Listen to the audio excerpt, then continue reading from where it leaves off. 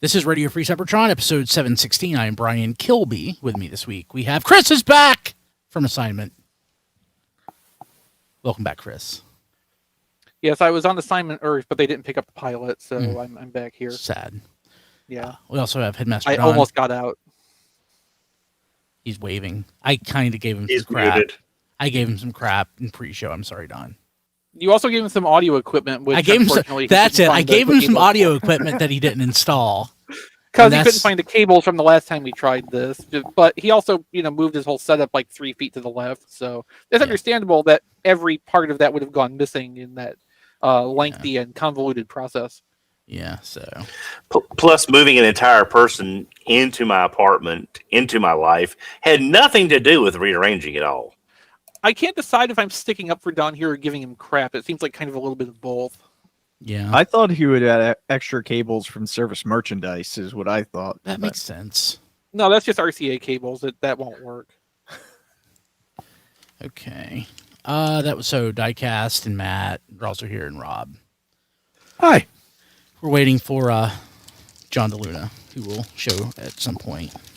He's that John D everywhere. He's just not here quite yet. He's John D. But everywhere else, he's that John D. So I'll be honest with you, I'm still opening stuff from this weekend. I have had no time to do much of anything. So this is pre-show content in regular show, but I'm going to ask for people watching video. I remember these, but I don't remember a thing about them. So I got a bunch of stuff at McKay's this weekend, and Chris and I have talked about McKay's. It's one of our favorite stores. It's a used bookstore. They buy and sell books, media, electronics, and toys. And I'm always finding Star Trek stuff. This weekend I had a pretty good, too, if you're into that. Yeah. Like, that's common to find there. But I had a pretty good Transformers haul, which I'll talk about later on in the show. But I completely forgot. There are these little Masters of the Universe figures from the MOTU-X. Like, this is a Ram Man. It's like 4 inches. It feels like it's almost like the best Happy Meal toy ever. I was actually trying to think if that might actually be a Happy Meal toy. I can't remember if there was a fast food premium for 2000 X Masters of the Universe. It could be, but I seem to recall seeing those at KB Toys. Just like Masters of the Universe minifigures or something like that. I don't remember. Mini being a very relative phrase here, but yeah. Okay, so that's one of the things I got, which I'm going to try not to talk about non-Transformers stuff. We'll see how it goes. Because otherwise it would take quite a long time. I saw the pictures. I realized it would take quite a while. Bunch of crap, yeah. So let's see here. No, there's news and stuff. Hey, so we're going to have our fake Toy Fair stream this weekend. So Toy Fair was canceled or delayed. It'll probably be canceled. And we do a live stream every year for Toy Fair, and darn it, we still wanted to do it this year. So we'll have folks on that you haven't heard in a while. We don't really do guests on this show. I guess I try to let people know that. It's like, hey, can I be on the show? And I'm like, we don't do guests. If you can wait 11 months, you can be on the live stream. It's just, It's not our format. It's not our format. I don't like doing guests. I don't like doing interviews. I just personally, it's just, I like having a consistent group of folks and not bring people on to sort of interfere with the dynamic. Like I've literally stopped listening to podcasts because, they decided they wanted to have like a recurring, guest host, like as a third person.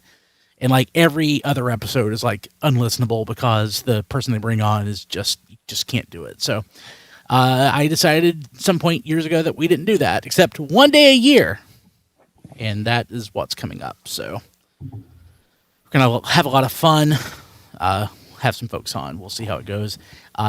Toy Fair is not happening, so we don't have a format. We're literally just talking about stuff. So pretty much anything goes, mostly Transformers, but we may just see what people are up to, if they're doing anything fun. I may talk about this Firestar figure I got and see if she's hanging out with Iceman and Spider-Man. We'll see how it goes. But yeah, so what else? Anything? Patreon.com/TFRadio. Had a lot of fun recording the last couple episodes of History on the Fives. Had pretty much a full house this week for the recording. So the podcast coming up this weekend should be a lot of fun. You should check it out. You got to be a patron To get it at patreon.com/tfradio. I think that's it. So jump into the news. Stuff happened. So we had an emergency RFC curse Wednesday night failure. We'd record on Wednesdays. And all the news happened on Thursday last week. So we had a Thursday fill-in session that we tacked onto the show. So a lot of things that if people watching live might expect us to talk about, we're really not going to get into great detail because we talked about it in what actually ended up being on the podcast and YouTube and Roku, etc. But we'll get to that when John's joining us. Let's give him a huge welcome. John! Thank you for coming, John. John, There he is. thank you for joining. Hey, what's up? What took you so long? Being a father of two. I get it. Oh, okay. Yeah. I thought he was going to say searching for Teenage Mutant Ninja Turtles, but No, he Collectors does that in helping the morning. collectors. John, lives that. I love that. hey, Heck John, yeah. since you like helping other collectors, can I ship my Unicron to you so you can paint it? Hardy har har, man. Hey, has it come up with Unicron? Here's another thing. Are people talking about this? Because it's another thing to irritate people. So Oh, God. I find it fun that between the prototype and the final, they added all those pegs for tacking on accessories and the blast effects and stuff like that. That was still not on the HasLab page, but they toyified him. Good. So that's fun. It's just one more thing for people to That's where the paint budget went. yes, clench their teeth about, and kind of weird, but whatever. Okay. That doesn't bother me as much. It's a thing. I mean, Well, it's a War for Cybertron trilogy product, so I figured it was understood it would have Yeah. blast effect and accessory connection compatibility. Maybe yes, he'll understood. have battle damage when you get him. Yes. Yeah, it was wait. also understood that his colors would change. What was it? So, I don't know. so two things. One has Repulse, the premium lapsed. Oh, I'm so worried. Two, I got a package today that I had no idea shipped. So I'm hoping that I get Unicron tomorrow because they just didn't send me a notification. Now, I saw this raised up on Twitter, Brian. Do Uh-huh. you think that when we ordered, Unicron should still ship for free because that better ship for free. I'm It just will. saying. I'm just saying we might want to keep an eye on our credit cards on file, since if we don't renew the premium, I'm just wondering if something may happen there. No, your order is actually from when you did the pre-order. Yeah.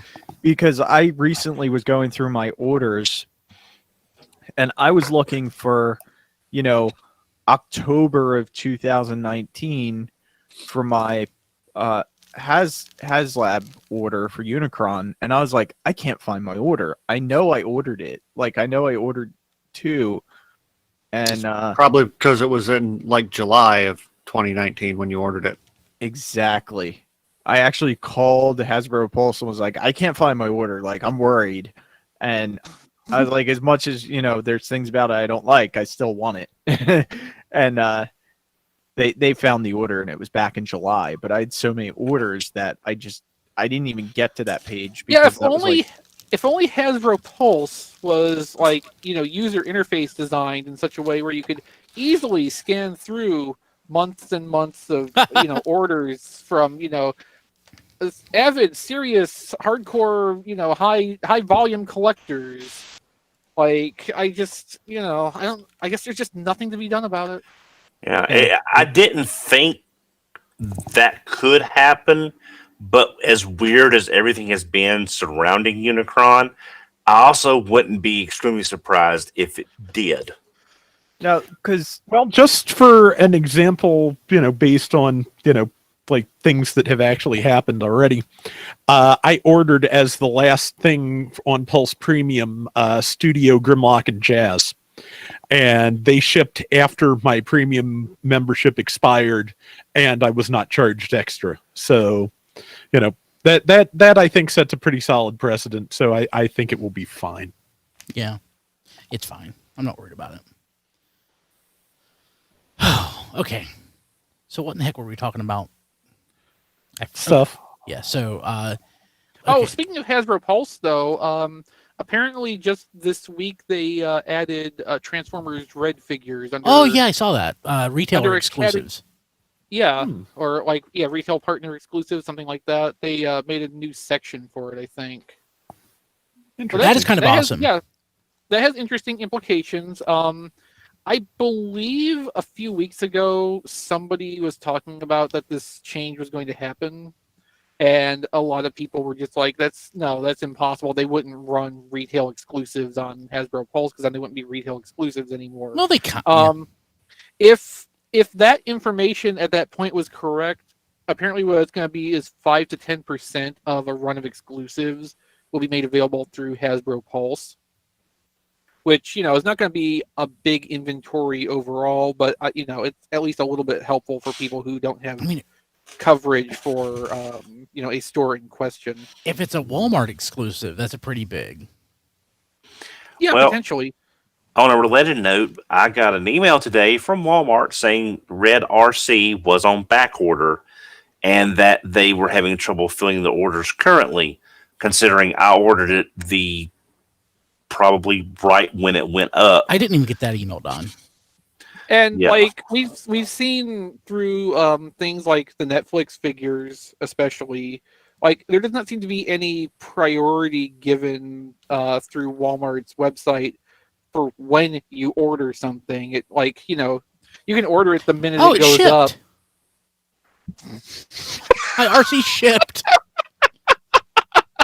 Mine also shipped. I was waiting for Chris to finish up before I said that, but yeah, my RC and my Cheetor shipped. Y'all stole my RCs. I hate you. Like I said, there's no rhyme or reason with this. There's no sequential order or anything. It just, if Walmart draws your number out of a hat, you get your toy, and if not, then you're diecast waiting on scrap faces. Yeah. Or they, Class Rat Trap yesterday.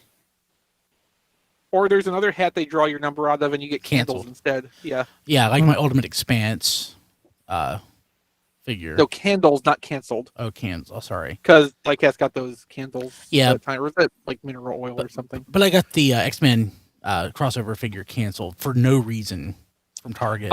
So, well, it may not have been for no reason. Did you do that with your prepaid card that you use for your collecting No. purchases generally? Did that with my debit card. Because Target's thing with pre-orders is if at any point along the way they're not able to put the authorization charge back on your card, if it fails even once, they just drop the pre-order. Yep, it was done with my debit card. I don't know, but so people already have it. It was back up for pre-order, so I pre-ordered it again, and I get it next week. So hopefully I'll have it for next week's show. But Target sent me a 20% off coupon to my email the other day, and I'm thinking about getting that Ultimate Expanse with that because it would bring it down to close to $50. And I also have the red debit card, which gets another 5% off and free shipping. And you know, I didn't want to pay $65 for it, but $50 leader price. Bad. That's more in order, and it is kind of cool. I certainly have more of an interest in that than Maverick. Yeah, Maverick. Yes, Maverick is the most hilarious thing because no one has talked about it really since it came out.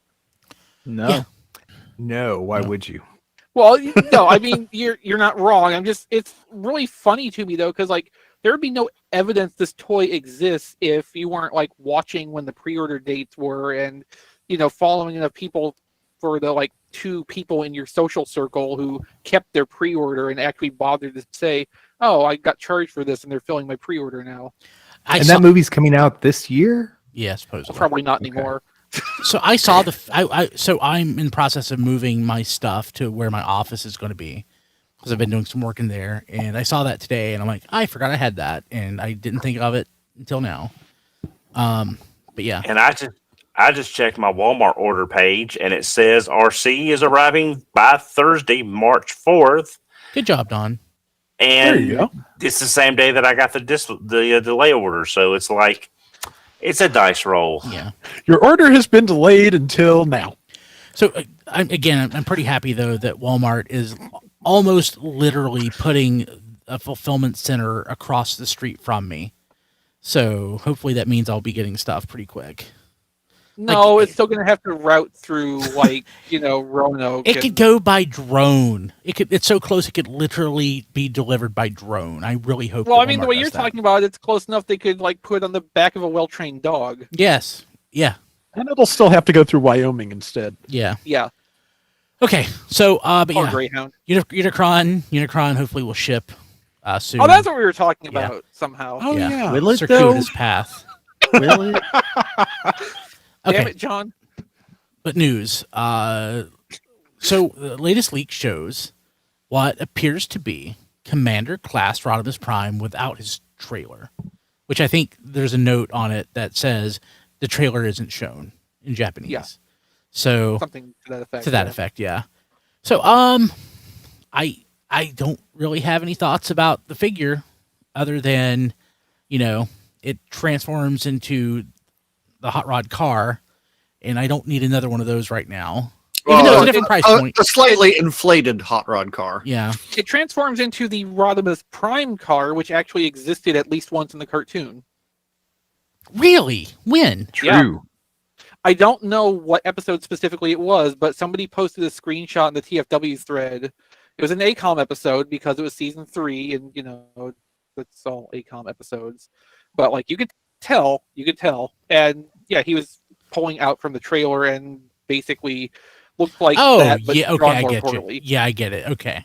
Yes. Yeah. Yeah. That makes sense. Just a bloated hot rod. I know he just transformed into his car mode when the Technobots debuted. Okay. That's Everyone wants me to possible. I bring- don't have like clear specific memory of. That's a great episode, though. I've watched those cartoons many, many times. Yeah. That's fair. I just have not watched G1 in a while. I probably should work on that. So, it's Commander Class. So what? That's $80. Yeah. Um, The robot we're seeing here is supposed to be about the size of Earthrise Optimus. which you would hope. Well, yeah, I mean, like the core robot should be in the vicinity of leader size. And my speculation on this is it's going to work like Earthrise Optimus does, where the robot part is isolated manufacturing wise from Yeah. the trailer and probably some of the accessories. So, like, if they want to reuse the business part of this, they can and not have to, figure out a way to re-release a whole Commander class toy. So if he's roughly the size of Optimus in robot mode, he's got the Winnebago trailer bits. Optimus has a trailer. So where does the extra $30 go? This is apparently a much better trailer. Okay. Yeah, that trailer. Yeah, it's With yeah. blackjack and hookers. Which I wish this would have been an option for Earthrise Optimus Prime, because I would have liked to, I would have gladly paid a commander price for a much better trailer. I mean, see, once I was done adding non-F parts to it, I kind of did. yeah. Yeah, no, that's and a lot of other people I've seen have brought up a similar point to that. No, like re-releasing.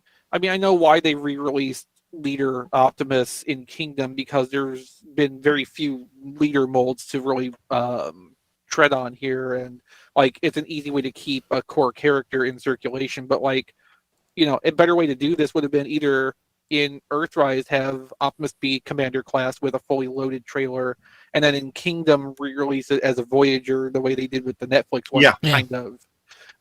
Or otherwise, Leader in Earthrise and then do like the expanded Commander Class version in Kingdom now, and also have Rodimus Prime later this year, because like they still, it's still mold recycling. They just have kind of enhanced what they already worked on. Yeah. But yeah, like it's supposed to be Rodimus is supposed to have a better trailer. It's supposed to, properly be the battle station like the G1 toy had. And like in this picture, there's already one like extra accessory shown, and there could be more besides that also not pictured. So the sword that had some people confused. Yeah, I'm one of those people. I'm trying to place it. Well, you probably wouldn't because it's obscure and also very forgettable. It comes from Regeneration 1. Oh. That's the Sword of Primus. Oh. Yeah. Don would get that. Yeah, so like during one of the story arcs, Rodimus Prime more or less goes on a vision quest and is given the opportunity to choose 2 artifacts of Primus, and he picks the sword, which, if I remember right, was the correct answer, and then he has a supernatural sword for reasons. It's a thing that happened in, one fiction that not a lot of people seem like 8 years ago. Well, I don't think Regeneration it was really that big? long ago, but going on 5 probably. Oh no, there's more than 5. It's been a while either way. It was a while ago. It came out in I'll tell you. Quality podcasting. Yeah, I know. That's 2012. Yeah. Damn. Yeah, 9 years ago. So It's worse. it's worse. Oh god. Okay. So yeah. So that's I can't wait to get this. Can't wait to get my Galvatron to go with it. Yeah, so And I'm done with Transformers. You notice on this picture it says 310 on there, or maybe 10-3. I forget which order it's in because I'm not looking at the picture. Yes. Yeah, it says 310. So that's a date. That's March 10th. And that is the reveal date for this, or the pre-order launch date probably, because this is a solicitation image. The interesting thing about that, this is a Japanese image, so that March 10th, which is a Wednesday, for the US, most of Wednesday in Japan falls on Tuesday. Yeah. So if this is keyed to be up for pre-orders on March 10th, it very likely is going to be revealed on Tuesday in the US. So probably a Transformers Tuesday event is coming up for us, which will have things besides just Rodimus. So we might be getting, further Kingdom reveals coming, including Galvatron, for instance, the Arc, probably. Please. Yeah. I mean, they have to at some point. Yeah. My supposition right now is that there's going to be a Transformers Tuesday event next week that they just have not deigned to inform us is happening yet. Or Fan First Friday, a late one, too. Yeah, that's possible. I just unlikely think because basically where I'm at with this is it seems like a lot of Japanese pre-orders end up going up on a Thursday afternoon, just to be as inconvenient for us as possible. Yeah. But since this one is on a Wednesday specifically, it feels like that's keyed to coincide with a reveal event. Yeah. A coordinated reveal event. So, if there is a Transformers Tuesday thing, I would expect us to find out about it Friday at the earliest. And it'll be perfect, too, because this would be their, Transformers Toy Fair event replacement, and it will happen 2 days after our live stream. Yep. So that also makes me think this is likely to happen. Yeah. Let's see here. But yeah, I'm kind of into this. It's pretty good looking. Yeah. So It is. What do you think of? We talked about this last week in the insertion. I don't know what to call it. The update that we did. Not that. No. But Masterpiece appendix. Skids. You feeling It's it? interesting. Yeah. So a lot of what I think about this is going to depend on the price of it. The way it looks right now from the gray test shot images, I would think it has to have a lower price point because it looks like a lot simpler engineering. It looks promising, though. I like it. Yes, Yeah. I'm very much in favor of at least the aesthetic direction this is going compared to yes. the Autobot cars of the last 4 years. They actually sent me a test sample. Yeah, sure they did. It looks very nice. Oh, never mind. This is extra transbots. But it's going to look like this. Well, I mean, all things being equal, Savant is a very good figure. The face is a little off, but they messed up on Blur's face as well for 86's. Blur's face. No, But they I sent mean, out a new Savant face is for it. it is. Blur's face I should be have- like I don't think I Su- got the figure. should be like Superman. He's moving so fast that Yeah. it's a blur, so you can't make him out. Or not. Okay. No, if designing skids the way they're designing skids can get the price back down under $100, which I mean, Please. I Or at realize- least closer to $100. yeah, no, I was gonna say like I realize under $100 for a masterpiece, even a smaller, simpler one like this is probably still kind of a big ask the way things are economically, but like it would help a lot. It would. Now, that said, though, if I was going to get a version of this, I would probably wait for the crosscut.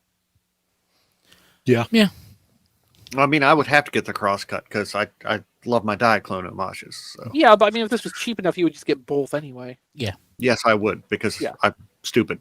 Yeah, me too. Yeah, same. Just for different things. A couple other things just to quickly talk through. I'm going to read how Chris wrote it. Comic-Con Anon. Or Common... How do you... I have a feeling I didn't do that. I just put the URL at the end. Who did that? Did I do that? So I have a feeling, because I'm pretty sure that was written into the show notes 2 or 3 years ago, just like that, and I butchered it then too. So I don't know if that's autocorrect or what, but it's like Google Chrome is trying to control me. So Comic-Con is going to be delayed, probably canceled. Yeah. I guess we could. Corono. I have no idea what that's going for. Like, yeah, we could say SDCC is canceled. They're investigating maybe in like November doing a smaller in-person event, but Canon. oh, Brian, like, and earlier already this year they canceled Anaheim, the Anaheim event, which is where the cancellations for Comic-Con events started last year too. Anaheim was the first one to go, and then that quickly turned into SDCC going, New York Comic-Con getting canceled. It's probably a little bit early in the process yet for them to go ahead and decide we're not going to try to do New York either. So, projections right now that we have the Johnson & Johnson vaccine and of course it's International Comic-Con, but in the US, the Johnson & Johnson vaccine has, I think now that's been approved. So there should be enough supply of vaccine right now if the projection is by the end of May. Well, hopefully. With that case, I mean, they could realistically, Yeah, no, and if they're thinking about the possibility of a lower attendance Comic-Con event in November to kind of take over for or take up for SDCC this year, New York Comic-Con in October would still be a thing that could be on the table for them because it's close enough. in and time. TFCon in Baltimore hopefully is still going to be on. Which that was also planned for October, right?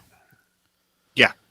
That's this year. Yeah, if it's not canceled, I am there. I wasn't excited about doing any other conventions anytime soon, but I want to get out. So Yeah. Probably not going to make TFCon Toronto this year still, but Yeah. hopefully Baltimore is still a go. yeah. Okay. Also, some new TV series stuff popped up. Kingdom is coming out in July, confirmed. Is Peter Cullen? Did I hear that right? Is Peter Cullen going to be Optimus in that? I heard somebody say that. I didn't see that confirmed anywhere. I didn't hear anything about it. But Okay, maybe I dreamed it. I really doubt it because I don't think Hasbro has reversed on their decision with their production partners to Oh yeah. not use union talent. So there were a lot of rumors about this one about it being in May, which didn't come to fruition. It may have just been a rumor. The guy who plays Optimus is not my problem with that series. So, but I do know a lot of people who are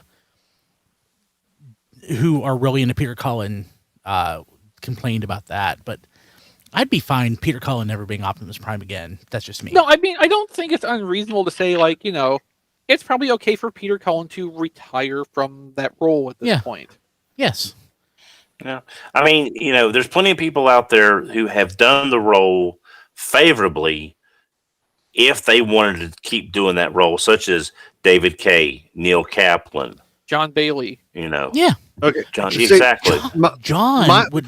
Yeah, But my thing is, like, if they're not going to get Peter Cullen, I wish they would not try and get someone to sound like Peter Cullen. David K. Same. David K. Exactly. Optimus was fine, and Yeah, David Kay does a good Well, Optimus. and Neil Kaplan. Neil Kaplan did it for Fire Convoy. R.I.D. Optimus was a great Optimus. That was But there again, were shades there. Gary Chalk. Again, though, all these names we're throwing out are union actors, and Hasbro at this stage is not Is Neil? working with. I believe all the Probably. Pretty sure. animes people are in a union. Okay, well, okay. So hope's dashed. I mean, again, unless Hasbro decides to, reverse their current Oh, God. choices and goes back to union shops. Oh, those which- Beast Wars characters in Kingdom. Oh my God. Yeah, that's I'm just really sick of hearing, people trying to pretend to be Peter Cullen and failing Yeah. at it. I mean, it's not a hard voice to do. It's a voice you shouldn't do because the Peter Cullen Optimus and this was a topic of conversation on History of the Fives this week. So if you listen to it, that was recorded before this. Peter Cullen's Optimus he's old. He needs to sound like John Wayne again. And that's if you're going to copy Peter Cullen, have him sound like John Wayne. Don't have him sound like an old man.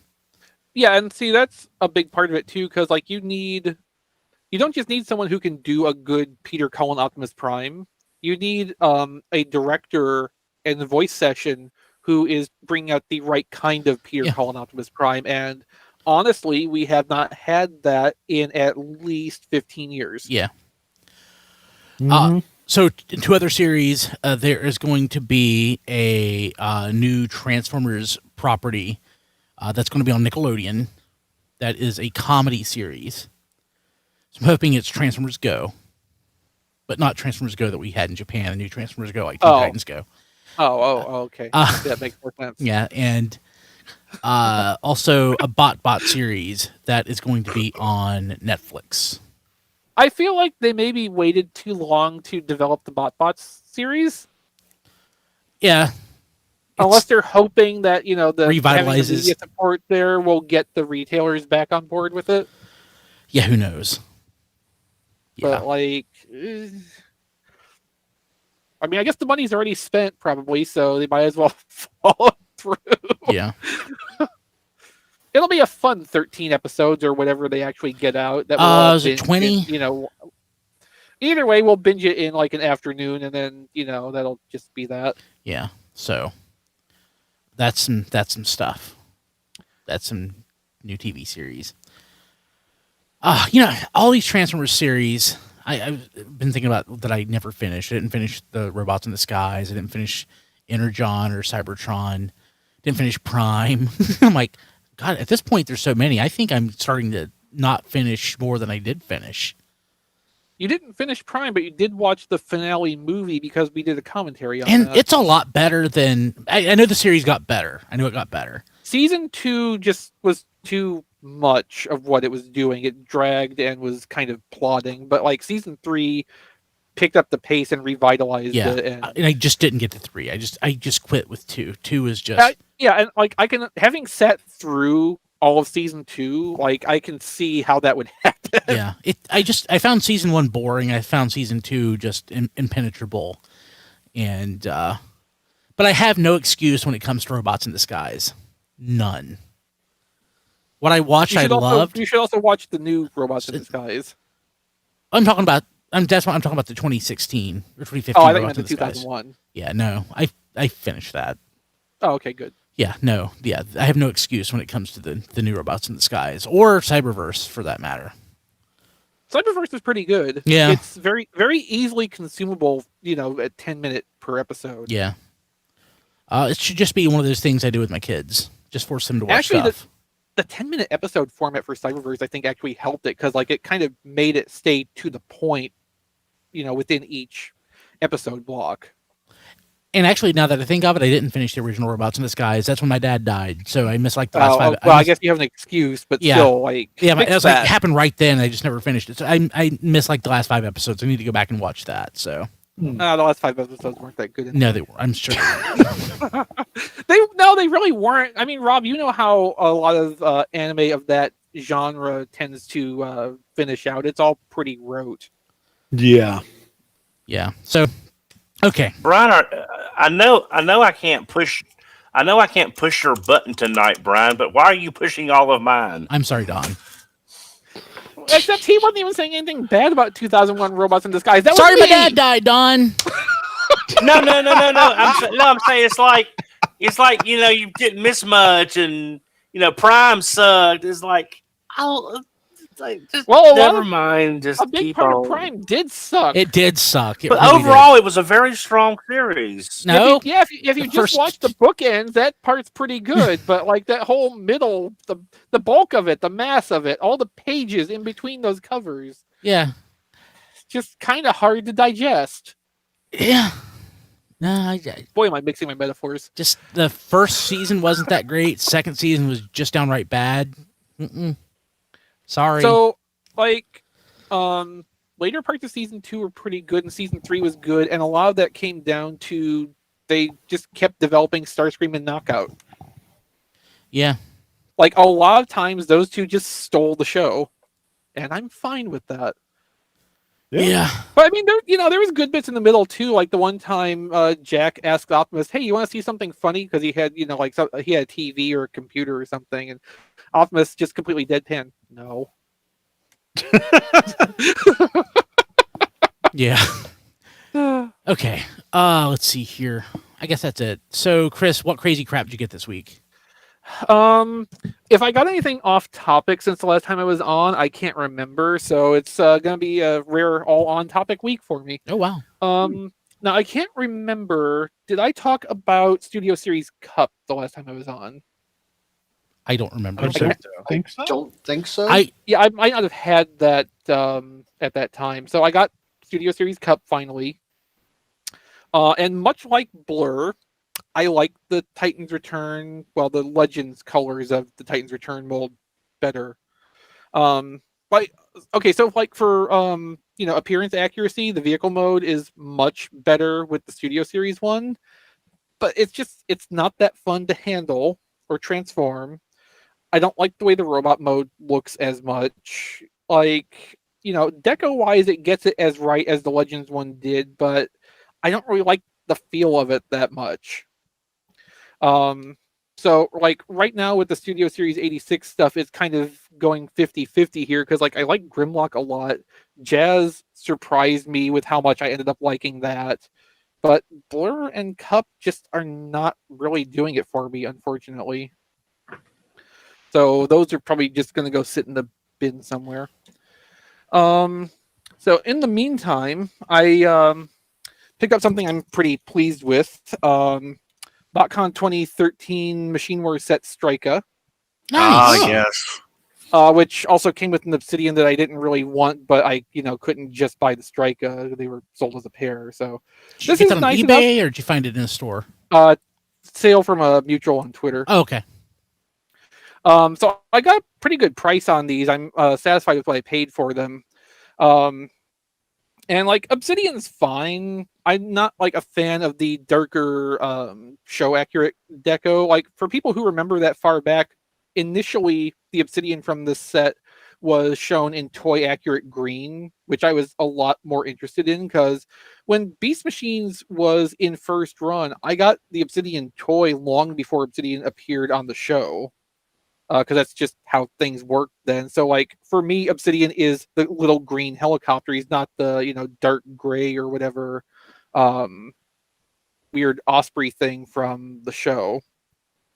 But like these have unusually good head sculpts for a FunPub original.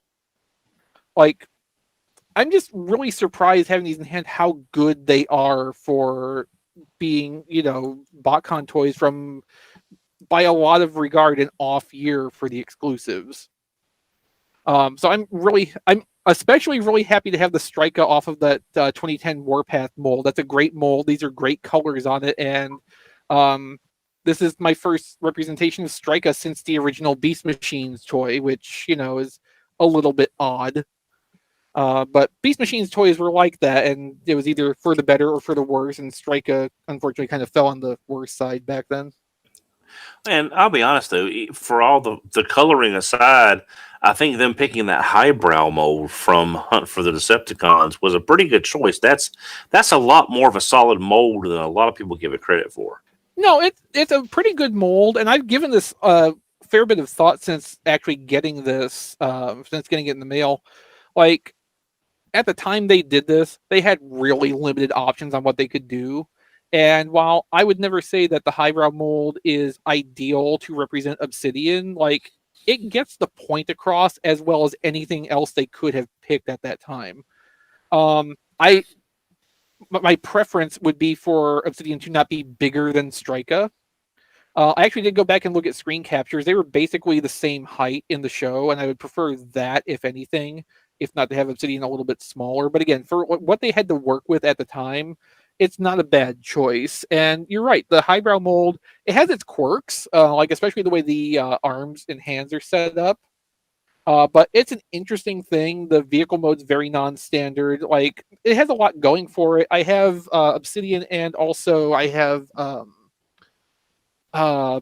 Power Dive, although I think they either sold it as Ransack and it's supposed to be Power Dive, or the other way around. I can't remember. But it's based on one of the G2 Rotorforce toys. And I got this at BotCon 2015, actually. The only version I don't have is Highbrow. Because I didn't care about it as that character so much. I just like the redecos. When I say like the redecos, I like the redeco, and I just am kind of okay with Obsidian existing. So then another Twitter sale I hit up, I was able to get an extra Rook, Combiner Wars Rook. Excellent. And Robots in Disguise 2016. This is Paralon, I think. So there was a Scorpion mold in late Robots in Disguise Warrior class. The regular retail one was brown, and that was sold as Scorponok. And then this was a Toys R Us exclusive, which they redecoed in purple and gave a new head sculpt that resembles Beast Wars Scorponok. I don't remember that. That's because it was a Toys R Us exclusive, and it kind of came and went. What was the name? Paralon, Paralon. I think that came out about the same time they got their exclusive Seekers. It shipped in a case with the Starscream, which started out as a Toys R Us exclusive, and then Starscream went to a regular retail assortment, but this deco of this mold did not. I need to check and see if I have that. I'm sure I don't. It's cheap, so like if you don't care to get a loose one, it's pretty cheap on eBay. I'm saving the search. Rook did not have accessories. The seller could not find the fist or the little claw thing. So the two of these together I got for $25 shipped, which if you know what Rooks go for on the secondary market, like, it's a damn good deal. What does Rook go for on the secondary market? A loose complete one by itself is about $30. Okay. On the low end. So yeah, I got a pretty good deal on that. I'm happy with what I paid for that, and like I know I have a couple spare combiner fists around here of some stripe. So, if I have to have that combining, the reason I want more Rooks, I want to get two more. This is my number 2. I like them as Auto Trooper stand-ins. Like, they just have that look and feel about them. And a combiner at some point made with 4 Rook limbs would also look pretty cool if you got the right kind of torso for it. So it's definitely like a long-term back burner kind of project, but it's something, as the opportunities arise, I'm gonna slowly work toward, because I love that Combiner Wars Rook mold. It's probably my favorite deluxe mold from Combiner Wars. It is just like so much. It stands out so much from all the other things that are so samey when you get right down to it. Because even like Swindle, which used the same basic engineering, even that feels like a very different toy because of the changes they made to it. The Unite Warriors nose cone. Yeah, I have that too. That's a brilliant Amazing. thing. And my favorite expression of this mold is Wandering Roller from Grand Galvatron, which is just a straight recolor of Rook, but it's got all the paint effects and color variants that Rook doesn't have, basically.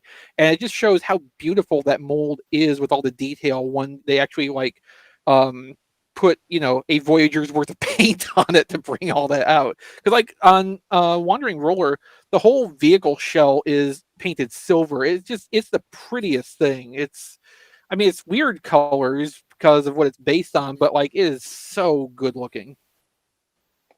So I think that catches me up to my back. Oh no, not quite. Almost forgot these. So Galactic Odyssey finished out, and Amazon sent out the last 2 sets over the course of 5 days, give or take. So I have the Micromasters set. So it's the 6-pack that has the 2 in there that are based loosely on the masked vehicles. Yeah. And also it has a couple to finish out one of the other half teams that they released. You'll notice that I haven't taken any of these out of the packaging. Same. And they'll probably stay that way for the foreseeable future because they're Micromasters. They're War for Cybertron Micromasters. Yeah, They do not have the power to surprise. alas, no. Don, not I the good know way. I know in my head it's the power to surprise, but whenever I hear it, it's the power to survive. That's the way I hear it. I would feel like that's more Action Masters. If it was going to be anything. Yeah. I know it's not anything, and Yeah. it's just, you being you, but Yeah. yeah. It's a more compelling catchphrase. Yeah.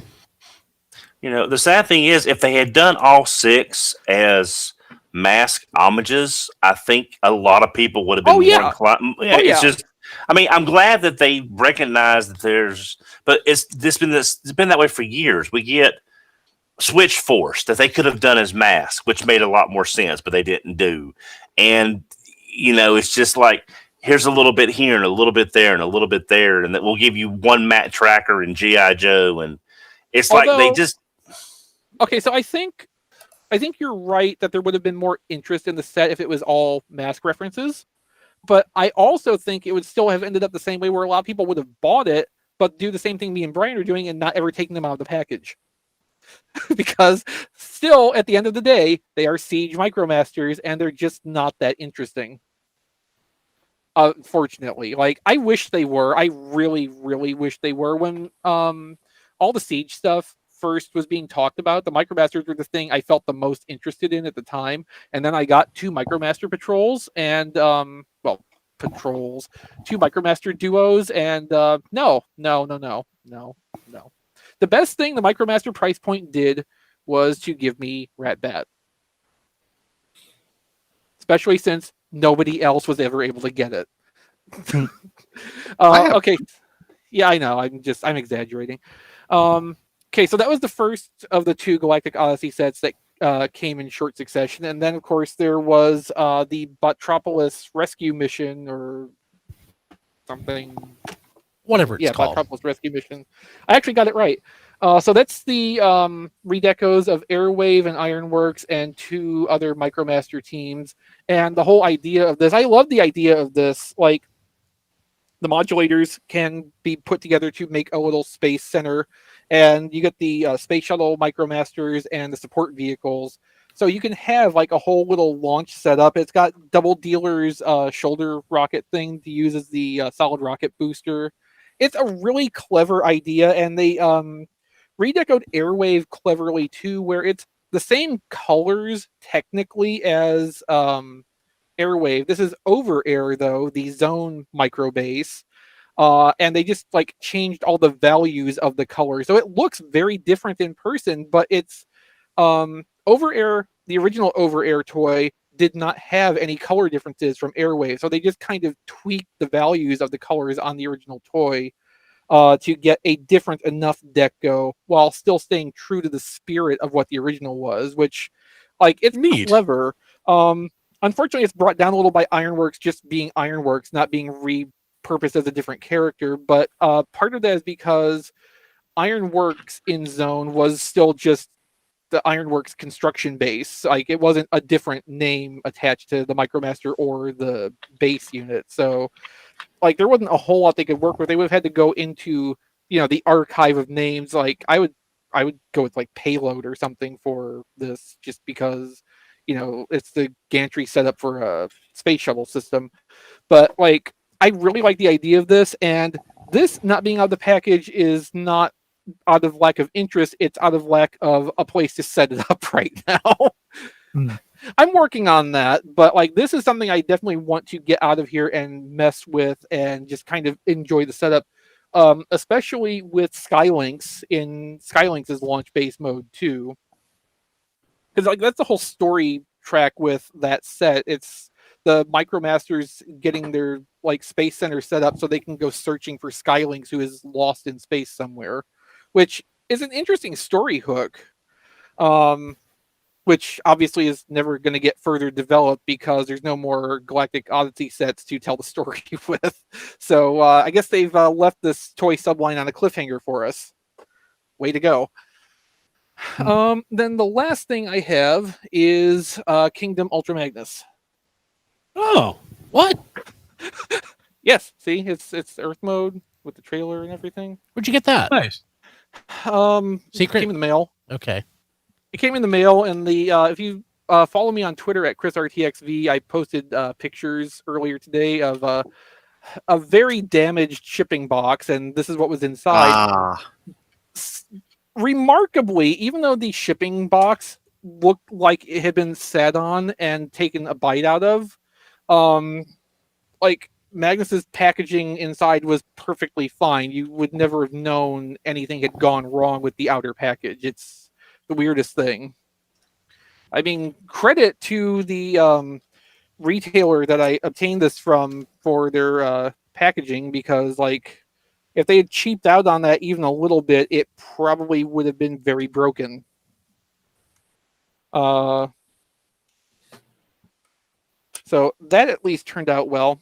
So the trailer on this is similar-ish to the Siege one. I don't know if it's just me having more clear memory of how to work this than I expected to.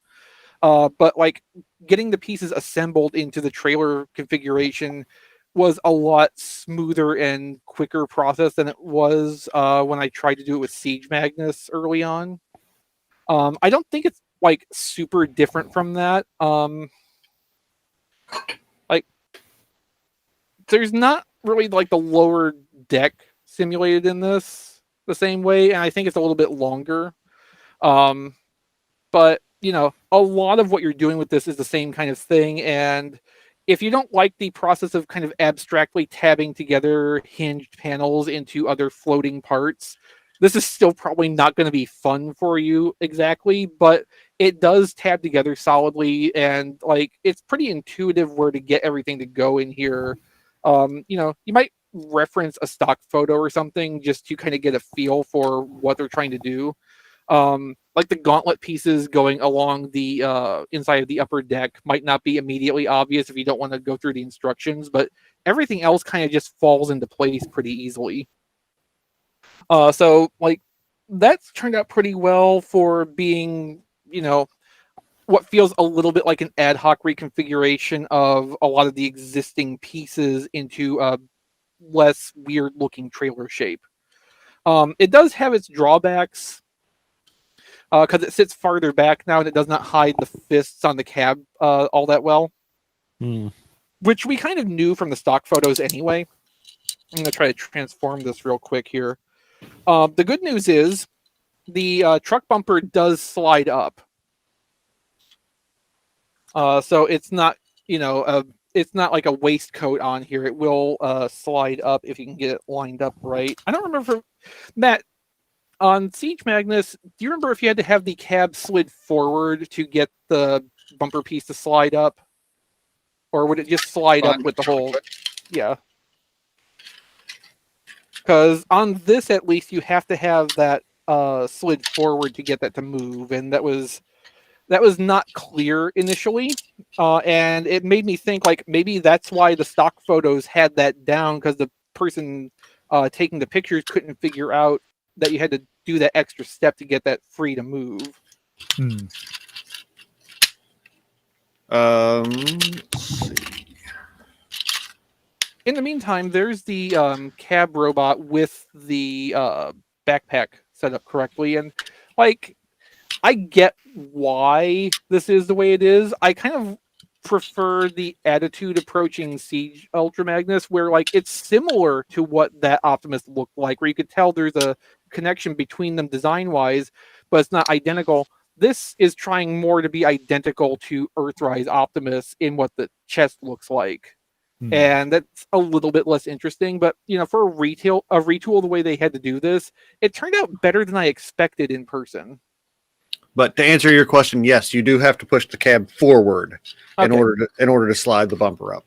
Okay, so that didn't actually change between them, but I forgot that was a step. And again, I wouldn't be surprised if that's why the stock photos look like that, because somebody else also forgot or didn't realize that had to be done to release that part to move.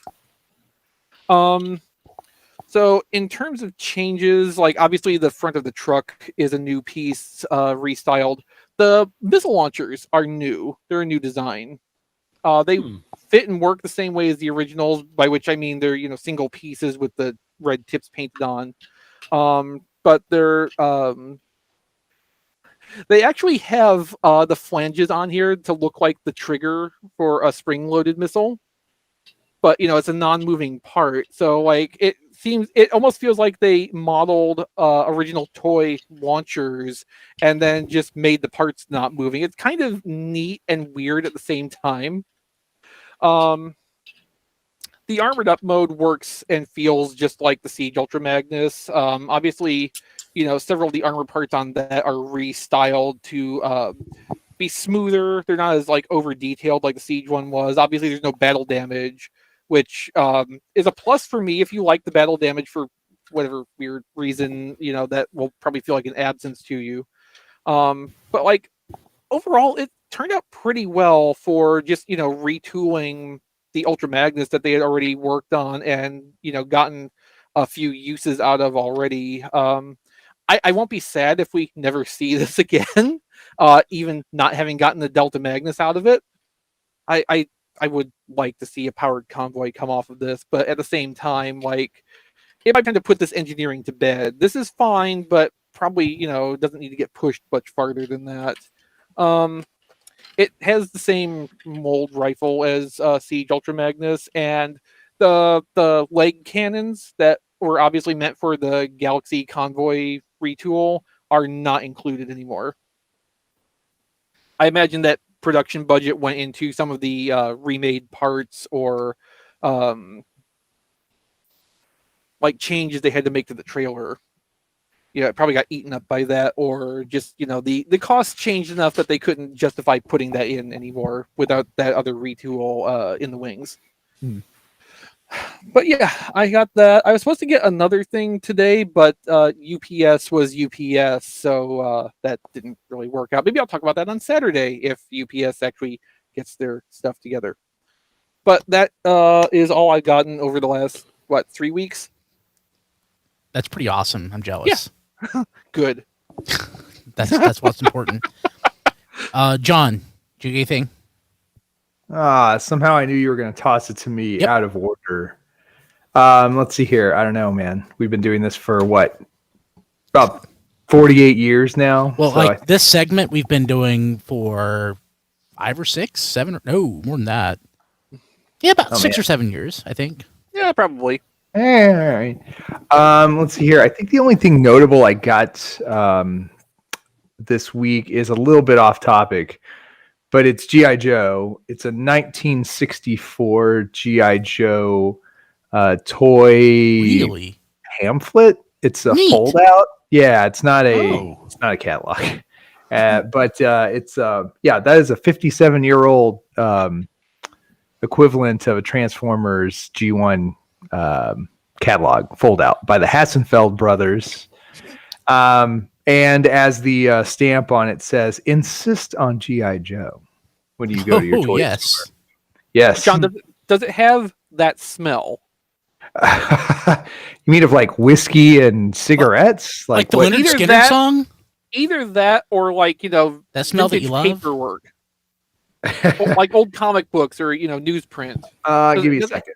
Does it have that kind of smell to it? Because Nah, I'm me- afraid it smells like the fog of war and just standard paper stock. But maybe I'll smell harder and it'll come to me. Anyway, that's it's just like an essential part of the experience of like old print material like that. Indeed. It's got to have that specific scent to it. indeed it's not there yet. Give it another 10 years. So yeah, it promotes a GI Joe as America's movable fighting man. Mm-hmm. Get the lifelike action figure and outfit. Him. That's kind of weirdly written for all these exciting phases of military service. Yeah, outfit him for all these exciting, Okay. outfit like equip. The text breaks weird. Copywriter. That seems more like the problem. Yes. Copywriter who is probably not on this mortal plane anymore. So let's see here. You can dress him for air survival. You can have a dress uniform, combat, command post, military police. Let's see what else we got here. Shore patrol. You can dress him for Navy attack, for underwater demolition, for sea rescue. You can even dress him to be a combat paratrooper, a communications specialist. He's got a little phone. How about that? And a dress parade specifically for Marines, and beachhead assault. So yeah, this is fun. It also has prices for all the outfits and accessories on it. Yes, nothing over $3. No, $4. The actual toy is $4, and everything else is like $1.20. So anyway, that's fun, and I'm definitely going to use gloves the next time I touch that. But so yeah, a little piece of GI Joe history. And I don't mind saying I got it for like less than $10. So if you're if you're interested in random stuff like that, apparently you can still be had for like effectively nothing. Half of a deluxe. Come on. So anyway, to have like a legit piece of toy history. So anyway, that's really it for me. Not much, but it is fun. I was looking for Transformers catalogs recently, foreign ones. Our buddy Vice Grip X, who had a dream that I ended our friendship of 20 plus years a couple days ago. Don't know why. But he got like a German catalog, and it was just awesome, full of neat stuff. And I'm like, I have several Japanese catalogs, but I don't have any Europe.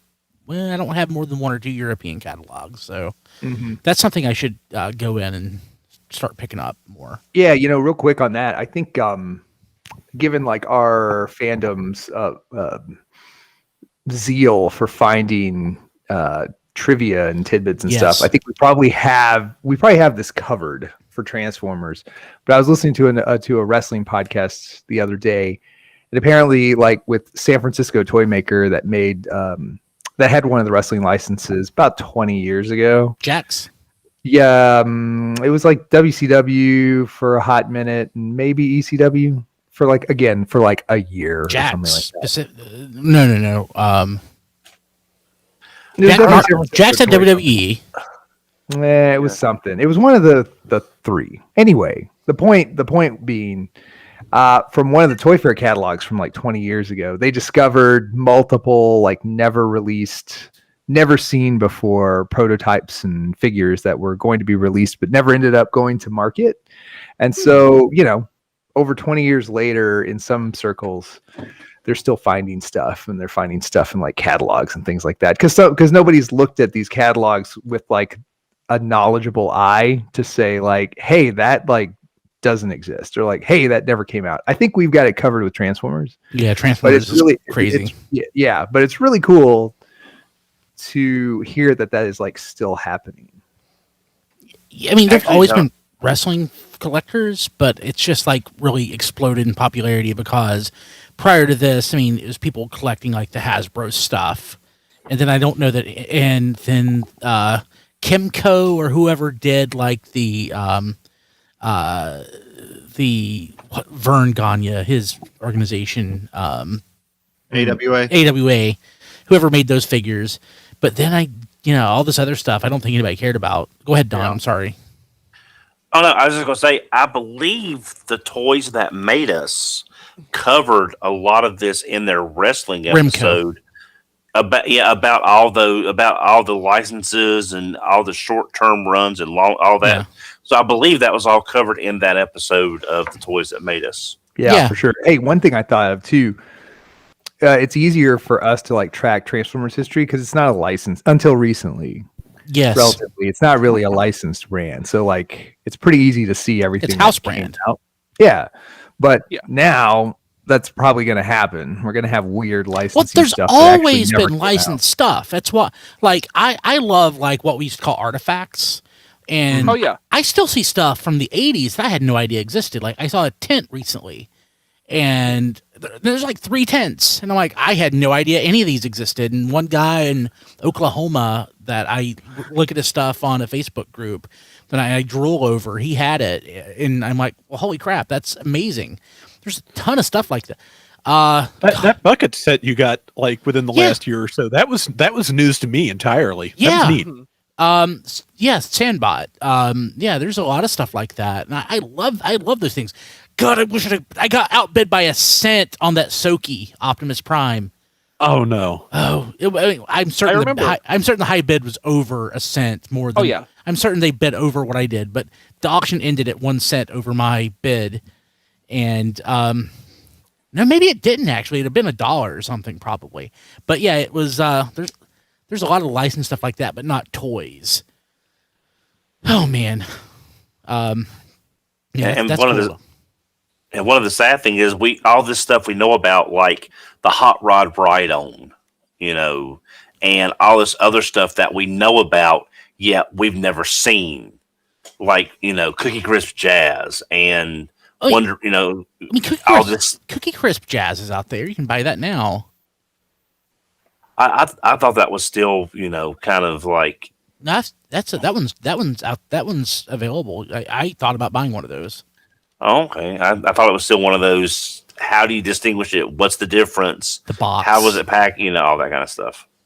You pretty much have to. I mean, like I don't. The one surefire way to get it is to get it in the shipping box.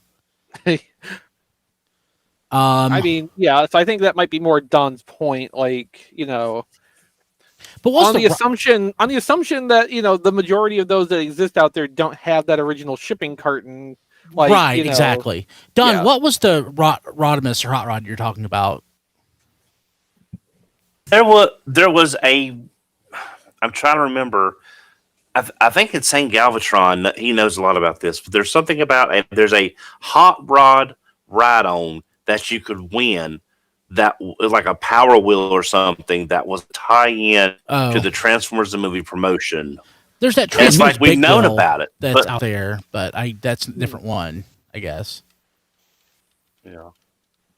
Yeah, it's just what John was saying. It's all this stuff we know about. This stuff, the but power we cycle. Never see it either. Okay, maybe that's what. Well, no, the power cycle. But the power cycle is that was done by Coleco of all people, the Connecticut Leather Company. But yes. I've been actually looking for one of those. They're not easy to get.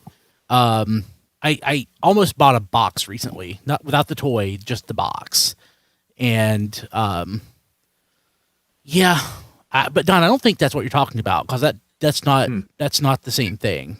Yeah, no, the odds of that surviving are low. Yeah, a pedal car or a Power Wheels, one-off custom thing for a prize like that is totally within the realm of possibility for that time period. So, like, that probably is a thing that I've heard vague rumors of the Hot Rod like pedal car as well, so I know what Don's talking about. Yeah, that's pretty cool. I didn't know about that one. That's neat. Hey, Don. One day in the future, it will turn up in some weird warehouse like those live appearance costumes did. Awesome. Or like right now, I don't think there's any like actual physical evidence of it existing. Yeah, or it might show up like in a container in like Argentina, and there's like 300 of them. Yeah. Don, did you get anything? You had a big Yes, I eBay did. purchase. Did you have it? That should. Well, it was. There's a story there, and hopefully it'll be coming tomorrow. The way the shipping is looking. It's gonna be next week. Is gonna be a big week then. I think. Yep. Seems like. Yep. Off topic. I'm not. I don't do much with the He-Man, the new modern retro line. Mhm. But I got Scareglow. Where did you get it? I was at the Walmart looking for the second wave of Headmasters, and it was just hanging on the shelf. It was him. Nice. It was him. Manny Faces and Orko were hanging there. I just wanted the Scareglow because I've never had a Scareglow, and I thought, well, that's kind of neat. So I went ahead and picked him up. Yeah. I've got another off-topic item, but it teased into another on-topic item. As I showed off earlier, I got the Botropolis set, which looks really great. I'm going to enjoy that. I also got Expanse. I went ahead and I got that from Target, and I've got a second one that my girlfriend / fiance got for me. So I've got two because I wanted one because this is so 90s X-Men. And in relation to that, I got the art and making of the X-Men 90s series. Yeah, actually, I've been looking at this on my eBay watch list on Amazon watch list for a while. It was like a $49 book. It was on sale for $29. It went on sale for $25, and I had a $5 Prime coupon for buying something that was a Prime item. How Nice. that works. So basically, it's a $50 hardcover for $20. So Nice. which will go really good with the book Matt got me on the making of the series. So for a comic book that I couldn't stand, I'm loving all this TV show tie-in stuff. So I mean, like the cartoon was the way to consume 90s X-Men. yeah, just because flat I mean, they had to boil it down to the basics. Yeah. Which to me made it a lot more enjoyable than going through the confusion of the comics. Oh yeah, 90s X-Men comics are so convoluted. Yeah. The only other thing that I got, technically, I took it back today. I got the Megatron Pop Culture Shock statue because it was on sale at GameStop, and I got it. I was happy with it for the most part. And then I got a really good look at a website that had the Prime statue out of the package. No. Oh.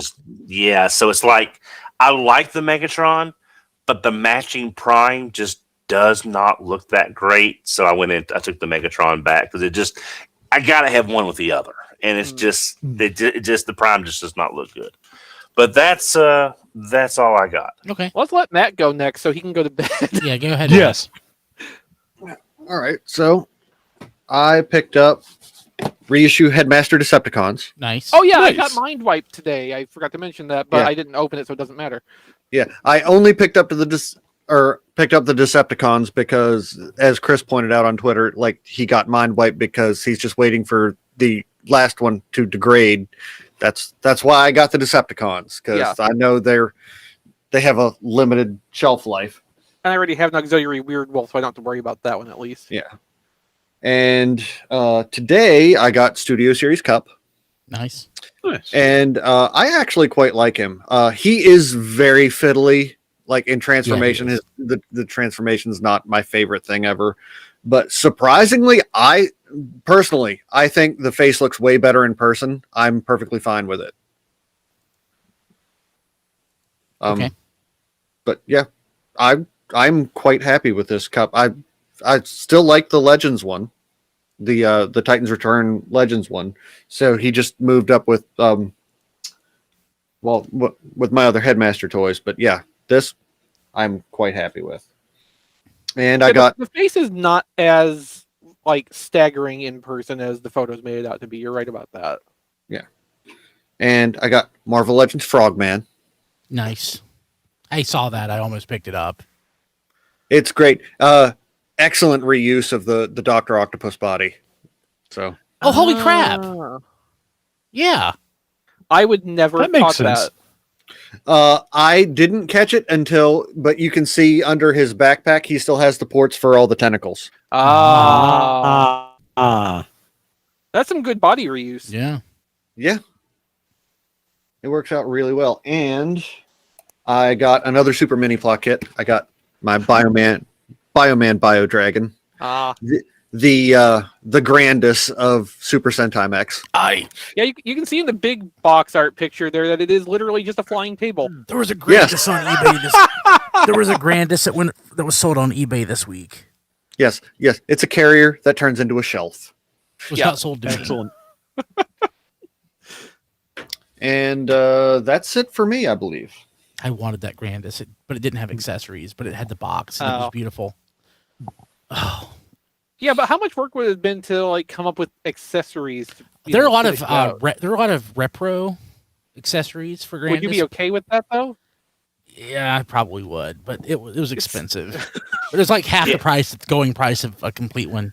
Yeah, Uh-huh. I think he can live with that, Chris. He can. Like the live with that. Superfire Dad Very one nice. looks nice, and I would like to have it, but it's not as a stand-in for Grandis. It would be like an addition to. Yeah, no, that makes sense. Yeah, but it's nice looking. I didn't realize until recently, I had forgot that there's also a Brave Deathsaurus repaint that looks really nice, and I saw one of those and I was tempted by it, but it's expensive, but not as expensive. Now, that one is but it only comes with one breast animal. It doesn't come with both of them. Yeah. But yeah. Rob.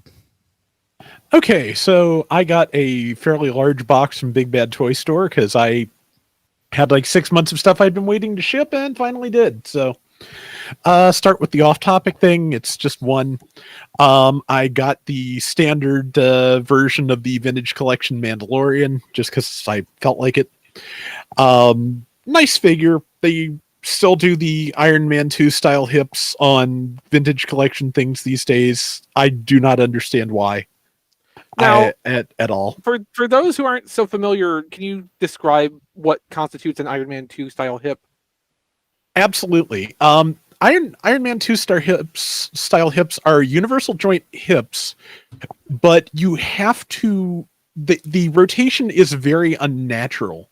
You have to basically turn them to move the leg forward or to the side, and it's a very kind of, I don't want to say difficult, it's a very deliberate kind of action that just feels extremely unnatural and unsatisfying on every figure I've ever had that uses it. It's sort of like the most complicated V crotch setup possible.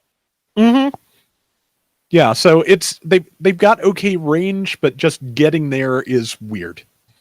And so if you've ever handled any of Hasbro's old Iron Man 2 action figures, if you've handled anything recent from the Vintage Collection, it's a very similar setup. And yeah, I don't understand why they're using it when there's a bunch of other ways to do that they've used on 4-inch figures since, most of which work better, in my opinion.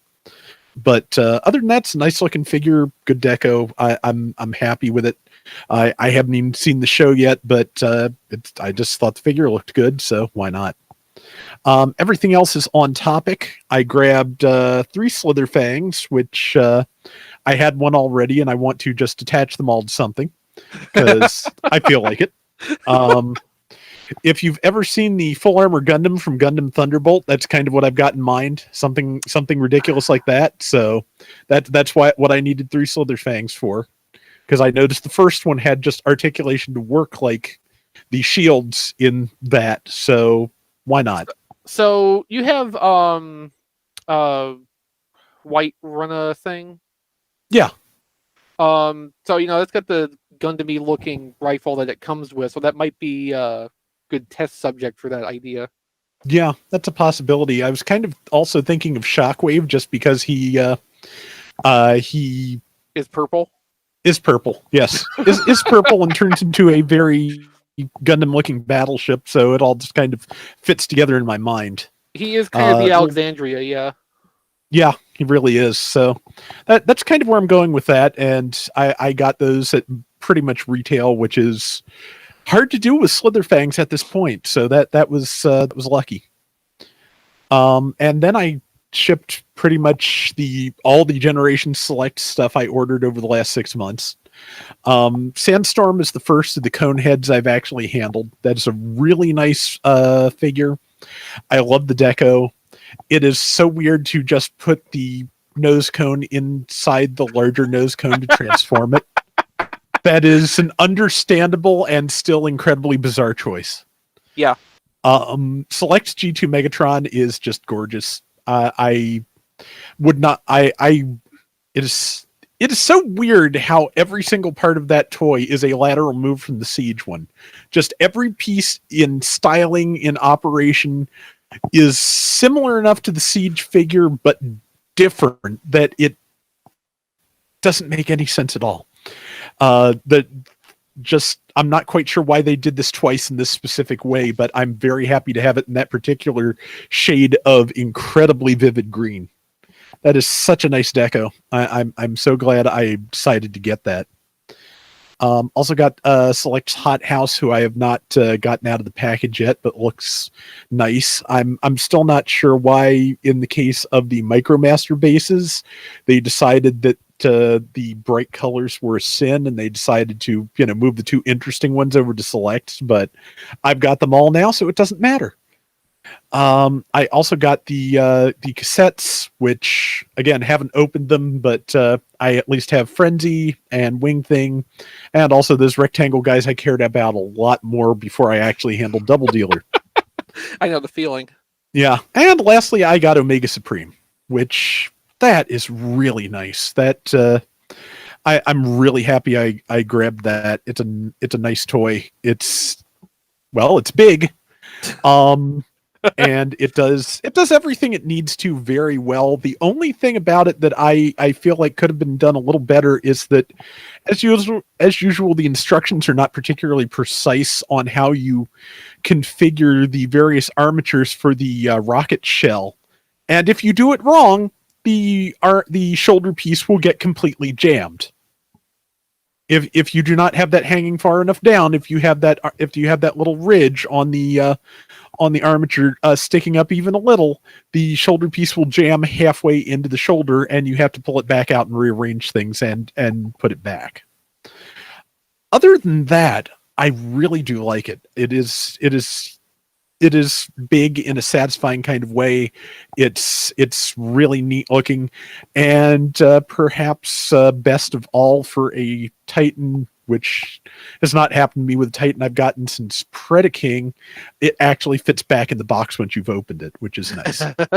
Because Triptychon doesn't do that, and Scorponok doesn't do that. So yeah, it's nice to have one of those that actually fits back in the box. And besides that, there was one more off-topic thing. I got that 4-inch Master Chief figure that Brian got with the Warthog a couple of weeks back, and that we tracked down and turned out to be made by like a subsidiary of Jazzwares or something. Yeah. And yeah, for like $9 or $10, as that is a really excellent figure, especially as 4-inch figures go. That is actually a good price for those anymore, distressingly. So that is that is a really nice figure for the price, and I just like that scale, as evidenced by the fact that I'm still buying vintage collection figures. So yeah, my Walmart had the 6-inch or 7-inch figure for $15, and whoever it was we were talking to on Twitter said it was really nice. I just couldn't bring myself to do it. I understand. I'm like, I'm not huge into Halo. The only one I've ever spent more than 5 minutes with was the RTS, and that was maybe 25 minutes. So yeah, I just never, I never got into that one, but I do like the armor design. So for $10, I needed to get the free shipping on some groceries from Target. So what the hell? Yeah, it's similar for me. The most connection I have with Halo is occasionally buying Mega Constructs. I loved the first 2 games. I loved them, but okay. I just can't. I don't understand why Halo has to be an action figure line. I have the same relationship with Call of Duty, except I bought a lot more of those things because those tend to be more generally interesting instead of focused down one path. Yeah, cool. Anything else, Rob? No, that is the lot of it, though I will probably have a few more things to talk about on Saturday, hopefully. Oh, cool. Nice. Diecast. What about you? I got the Galactic Odyssey Collection Rescue Mission, whatever you call it. Looks great. I didn't take it out of the box yet, but looks great. I got Expanse, Ultimate Expanse, or whatever you're calling him. The X-Men one. He's not coming out of the box. I'm not a big like, ooh, leave it in the box. The box looks good, but I really do like the look of the box. And Yeah, no, they really nailed it with the look and feel of that package design. yeah, and I heard the figure's not that great, so Well, it is, borrowing from Studio Series Jetfire's engineering, and I don't think anybody really liked that much. well, people were saying, nah, I don't know. The engineering is definitely different. It's more Like I said, borrowing from. I'm not saying it's like a clone or a retool or anything, but like they definitely have common lineage. yeah. At least the back kibble pieces that make the jet. But then the other thing I got, which I started opening pre-show, was these Hershey Kisses treasure Treasures. surprise, which actually has I was excited. I got 3 of them, and then stop it, Apple. There's only 5 characters. It's Optimus, Bumblebee, Grimlock, and Megatron. And Starscream. Yeah. And I don't really want Megatron or Starscream. Starscream is one of those characters, like, it doesn't seem like anyone can do Starscream right in a small size figure. But I was hoping for a Grimlock, and Grimlock the first one I sucks. opened was an Optimus Prime, and then the second one I opened was an Optimus Prime. I bet this So- one's gonna be a Starscream. I'm gonna open The yeah, it's Grimlock probably gonna sucks. be You a- don't want it. It's honestly, really? it's the worst one. You're just That- ruining diecast. I'm sorry. Yeah, that's the one I wanted because for the Unicron. It that's looks like something that would go in a tackle box. coming. Chris was right. It's Starscream. Oh, that does look bad. The Yeah, minifigs from Dollar Tree are way better. Yeah, that There's a Grimlock- Starscream's there's a fairly Grimlock nice. among those, right? It's a nice Grimlock too. Yeah. So There's a just sound wave. go hunt Dollar Trees. Go shake Yeah, the Dollar yeah. Tree and see what falls Yeah. out. But I thought Grimlock wasn't a nice dino. Oh God, Dodd. Grimlock, good dino. No, him not nice dino. Him bash brains. Yeah. Mm-hmm. And then he spits fire at sweeps because that apparently constitutes bashing brains. Yeah. Although this one's confusing because Starscream's head's usually like a grayish black gray. It's a dark gray. Yeah. They just painted the very top of the head gray. It's a free toy in a box of chocolate. I mean, And it's tiny. I mean, Well, are you paying for the toy or are you paying for the chocolate? Because chocolate. It's 4 Hershey Kisses, so I don't think that constitutes $2. no, So I'd like you should get them at Ollie's for like 85 cents. Well, I got them at Walmart for $2 a piece. well, there was your Yeah. mistake. Yeah. Yeah. Well, that case, you're asking the same question. All the Gunpla collectors have been buying, the candy toy people have been buying Yeah. from Japan for years. Is are you buying it for the toy? Or are you buying it for the candy? In this case, you're buying it for the toy because the candy is toxic. What? It's not toxic, but it's certainly not, palatable. And I'm not paying $10 a piece for like single lemon flavored chiclets. Thank you. Yeah, I don't think this is to get around, specific tax laws either. No. Japan's so crazy. What else, Diecast? What else you get?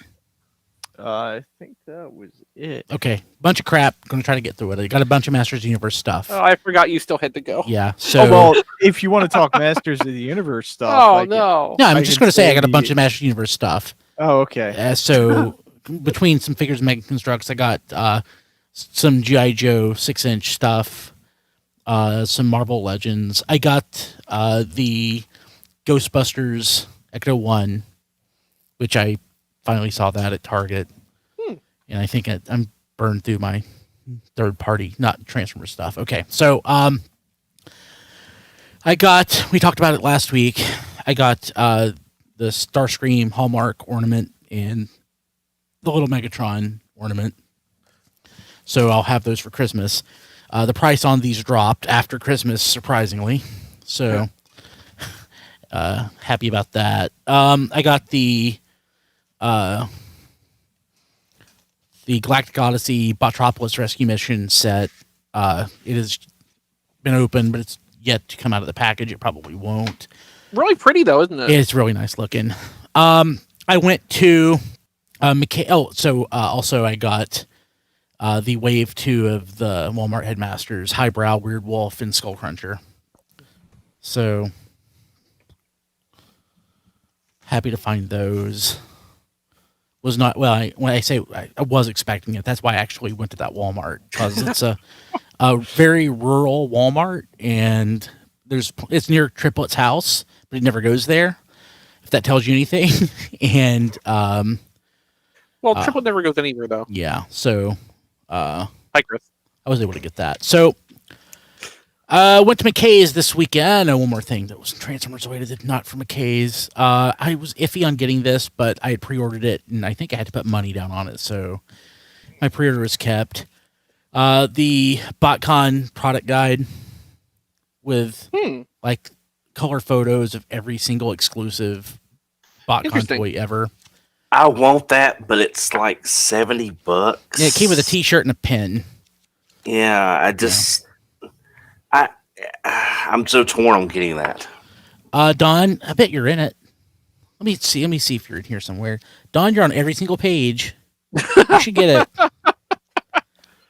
Actually, No. The people that were there for every year got it for free. Since I missed 1 year, I don't have to pay. I have to pay for it. Kevin Lucas does the forward. That's pretty cool. So, hey Kevin, we love you. What else? Okay, so I went to McKay's this weekend. It's like it's like my favorite store. Exvee loves it too. Yeah, it's cool. And it's a used bookstore. They sell all sorts of stuff. And I just happened to find a lot of Transformers stuff. They had some Universe toys, mint and sold. So basically, they buy and sell stuff. So somebody had dumped Transformers, not necessarily at that location, because there's probably some central distribution there, but it could have been sold at that location as well. Typically, books and things. It depends how close your locations are to each other. The Greensboro and Winston stores are very close together. Yeah, so they probably do share inventory. In Tennessee, there's like 3 locations I'm aware of, and they are all very. There has to be some separated. sharing, otherwise they wouldn't all have a glut of Star Trek figures. I don't know, because like the antique malls, which just glorified stationary flea markets, all that stuff around Chattanooga down into North and Central Georgia. Like, all of that stuff has piles of Star Trek stuff. And, like, you remember how Playmate Star Trek stuff was marketed when it was new? It was all individually numbered. They were selling them as collector's items. So you had people at that time buying the stuff up and keeping it, putting it aside for, later collectible value that never came. And at some point, these people start dumping the stuff off in comic book stores, places like McKay's, and, flea markets and stuff. And I think it's just natural. I don't think it is. I don't think it's inventory sharing quite like you're expecting it to be. Maybe, except for your Greensboro or Winston stores, which again, if they're that close together, they probably are balancing stuff between them. Yeah. So let's see here. So one thing that McKay's does is they sell books, not books. They sell toys in bags, like loose stuff. Yeah. And you'll find all sorts of stuff. It's a lot of, again. Occasionally they have like grab bag kind of stuff too, where it's just like random stuff that they can't sell separately. So a couple things I got, some pretty common stuff, but then some stuff I didn't expect to see. So they had some Robot Hero or Rescue Bots stuff, Heat Wave, Brush Fire, and a Blades that had markings all over the. Somebody took a magic marker to it and tried to, I don't know, some kid. It's in bad shape. It was like $2, so I don't care. One thing I was surprised to see was this Bumper Battlers bulkhead. Does it make sound? I think it makes sounds too. Let me turn it on. Well, he's supposed to make sounds. Battery's not dead, or it wasn't this weekend. Maybe it is now. But he hit the bumper and he pops out. So, yeah, it was talking this weekend. I have no idea what happened. There he goes. Hey, so that was pretty cool.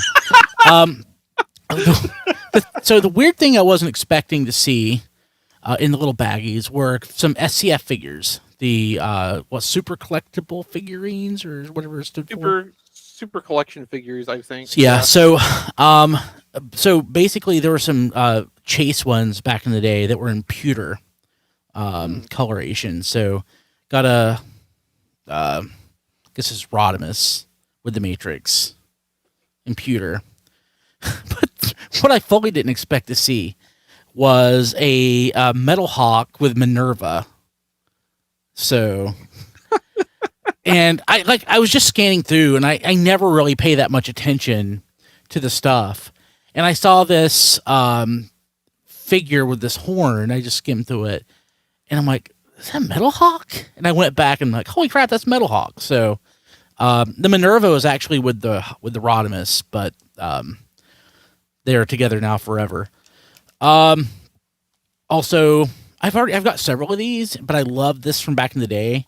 It's the Armada Optimus keychain light flashlight. Oh yeah.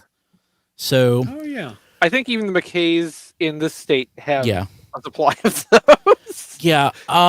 So I skipped a couple things. I skipped the Whirl Universe set that it was mint and sold box. It was like $45, and I don't need to spend $45 to get that again, even though I like that Rotor Storm mold.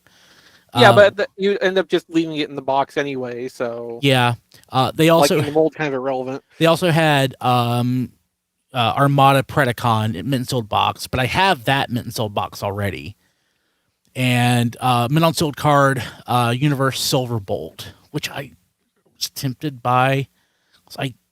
I think I still have that, but I may have parted with that years ago. But if I don't, when I go through my toys, I can get one on eBay.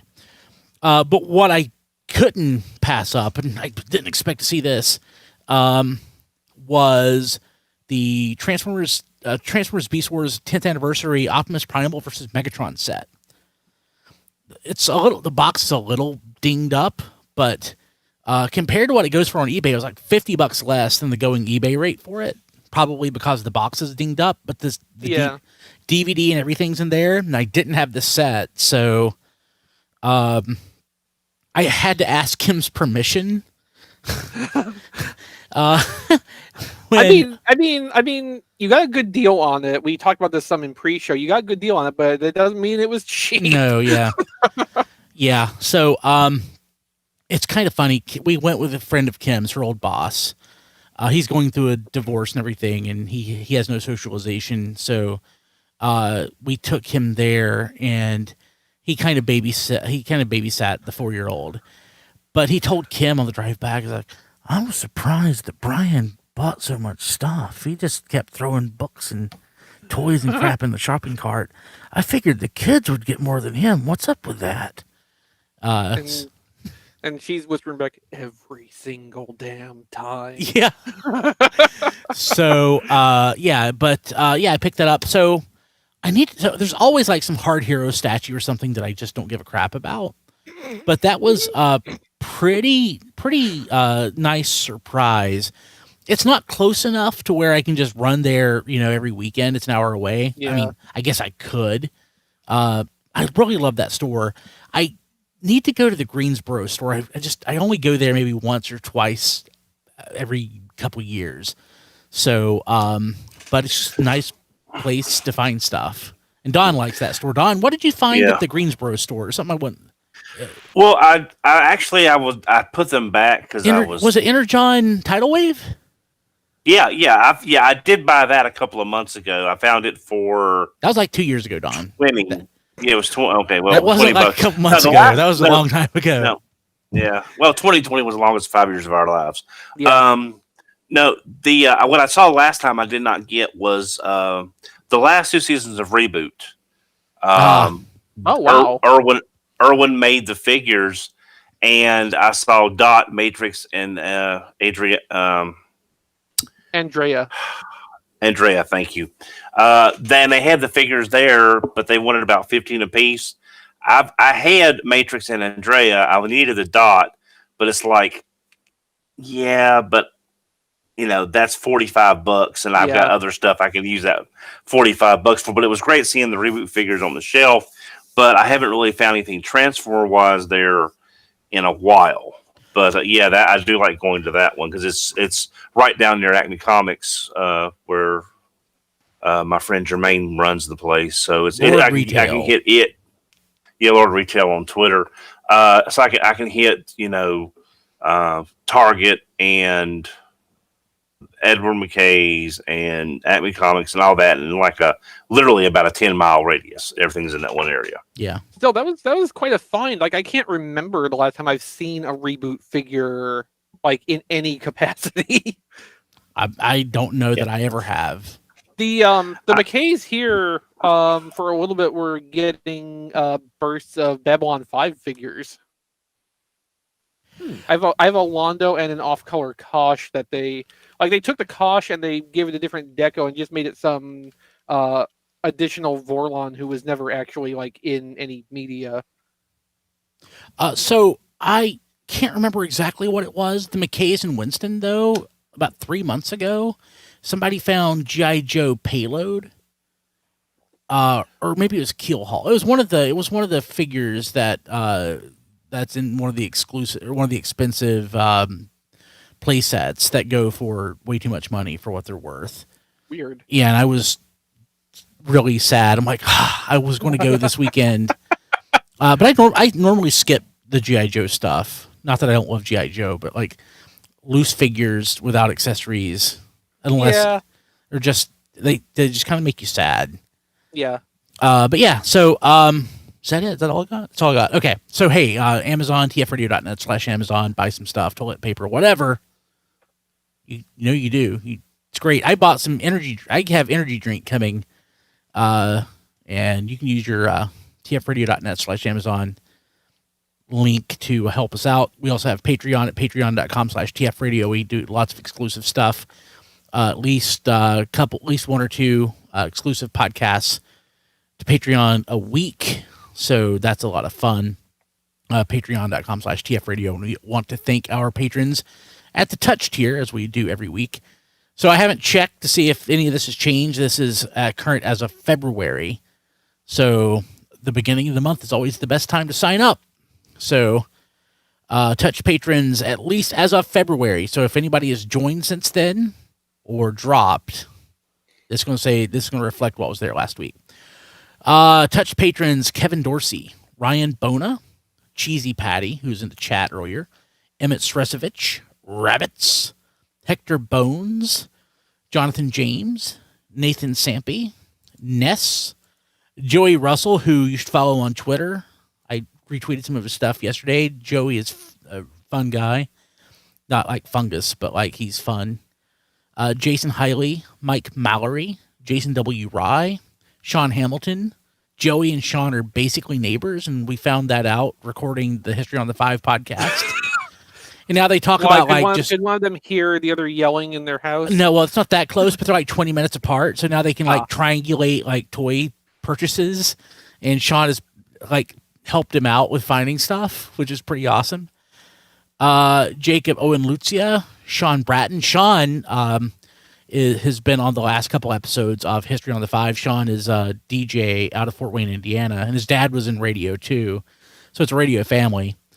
My dad was not in radio, even though radio is my first job. My dad was a drunk. So Spider Bob, sorry, he was Spider Bob and the Mighty Orbots. So thank you all so much. This list can also be found at tfradio.net/credits. Let's see here. We're everywhere. Leave us a review wherever you listen to the show. Because if you're listening, doesn't take any effort really to just sit down and type something that you like the show. People will listen. People will find us because of it, and it would be really nice. I am at briankilby.com. So I just I have committed dollars, my own personal dollars, to some additional stuff for briankilby.com podcasting wise. So there'll be some additional podcast stuff coming from briankilby.com. I've already posted a couple new episodes of How Was Your Weekend with me and Wendy. That's I love doing that. So we should have a new one of those here in a week or so. But we will have some more stuff at briankilby.com. Hopefully people will listen. I'm on Twitter at bkilby and on Instagram at Brian Kilby. And also I have Jack Kilby Dog on Instagram where I post pictures of the new puppy. Yes. It's like I don't even know you anymore. I know. Actually, no, I don't. I was going to say that originally the puppy, you were kind of my muse because he's kind of a dick, but he's become sweeter because I think that's what people expect from puppy Instagram accounts. But originally he was kind of a jerk. So, yeah. So Chris, how do people get a hold of you? Like Rob has been holding down the fort for you for the last couple weeks. Oh, thank you, Rob. We're running long, so I'll do the abbreviated version here. My toy photography stuff is at playwithphotography.com. On Instagram, it's playwithphotography. At playwithphotos on Twitter. If you like to support the work I do or just help me out a little bit in keeping things going, Patreon at patreon.com/playwithphotos. I'm personally on Twitter at ChrisRTXV. I can't say there's very much that I'm doing or talking about that's that interesting, but if you feel like it, go for it. Cool.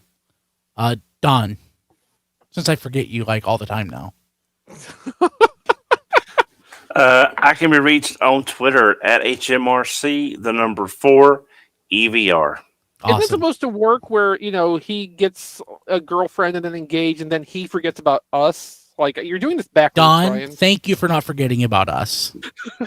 I don't think I could because, it's you all are part of my life. No matter where I go, you all will be a part of my life. So the PTSD will last him forever.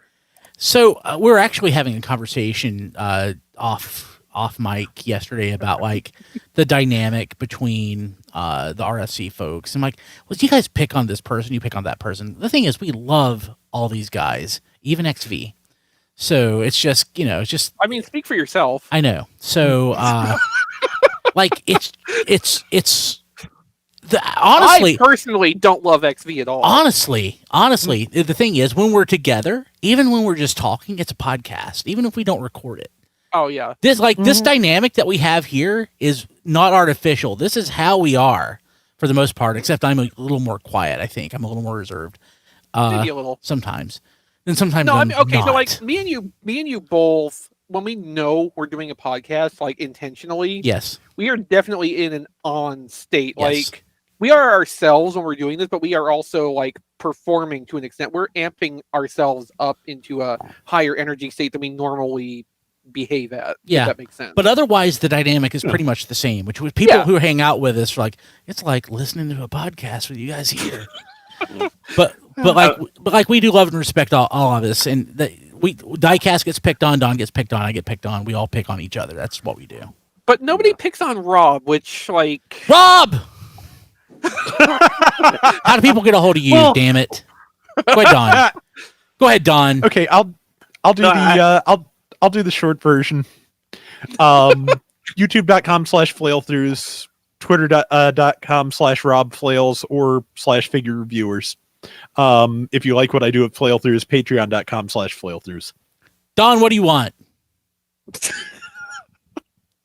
He's not going to tell you now. No, I just gonna say no one picks on Rob because Rob is he's the embodiment of all of our positive attributes in one person. He's also a giant. He's also chill.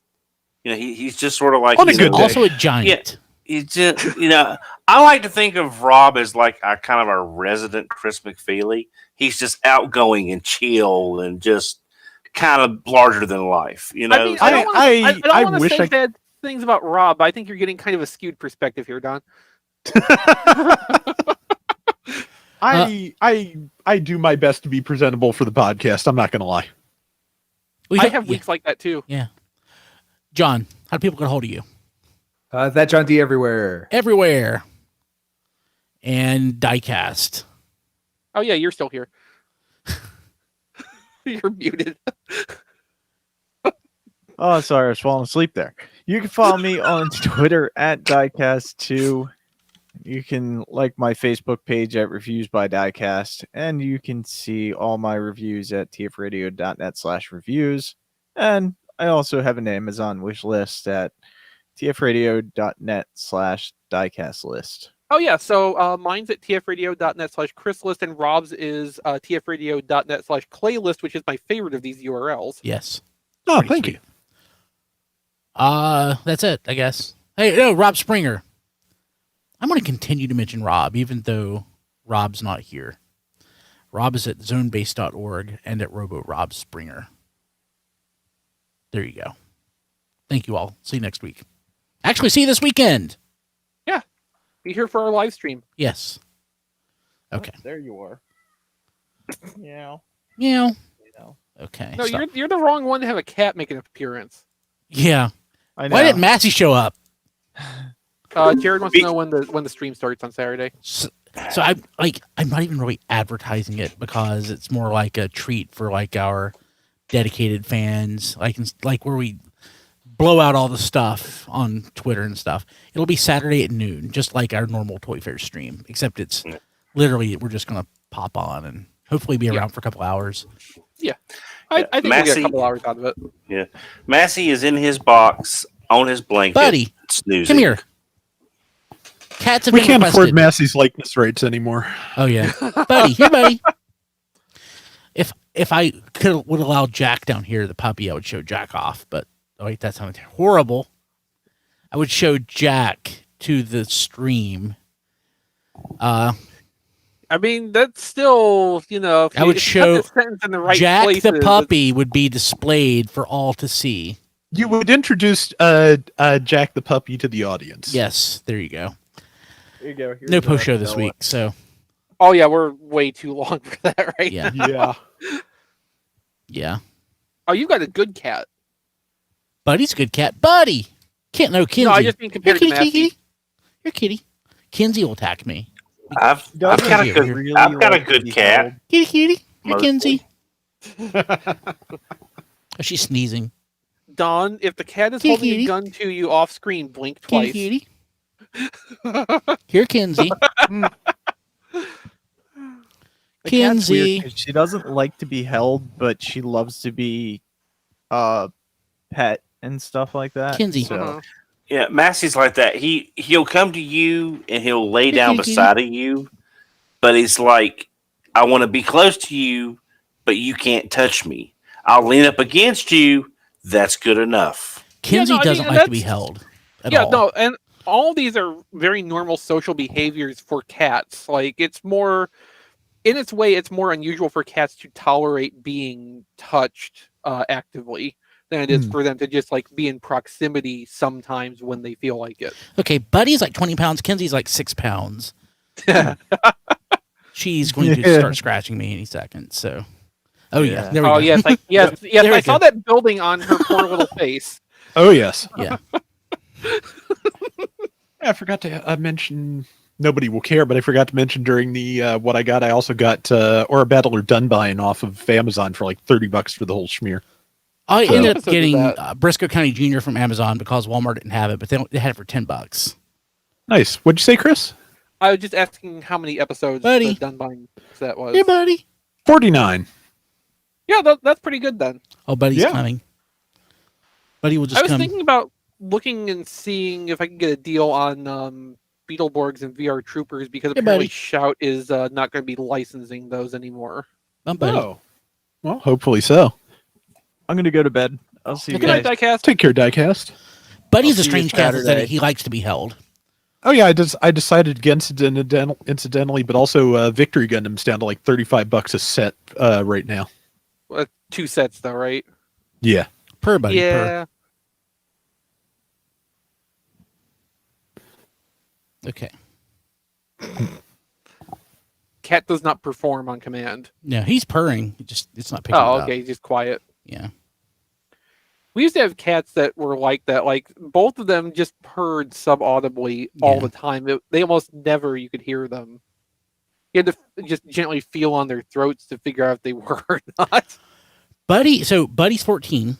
Buddy's the best cat I've ever had, and I've had like a bajillion cats. So when Buddy had cancer, like it was like oh yeah, heartbreaking, and like we let him go. We stopped his treatment, and he didn't go. He actually eventually got better. So, but when Buddy goes, it's going to be sad, but there'll be less cat puke. So that'll be. Isn't that right, Buddy? There'll be no more cat puke. Yeah. So the other cats are already making plans to take up the slack. I mean, yeah. So it's just Buddy and Kinsey now. So there'll be no more cats for a while. I genuinely imagine my retired life with Buddy in like an RV. So. Now I'll say this, but that's very Charles Kuralt of you. I can see you. I can see you like you and maybe Kim, and traveling across, hitting all the toy stores and flea markets. Well, I mean, like Kim maybe Kim is optional for Don in this equation. No. I'm saying she may be like doing other stuff, and Brian's taking like weekend excursions in the RV, doing like all the toy stores and hidden gems in the U. So, but Buddy here is like he'll just let me hold him all day. Like he would just literally sit here for the rest of the night. It's weird. I've never had a cat that was just so open to be held like this. You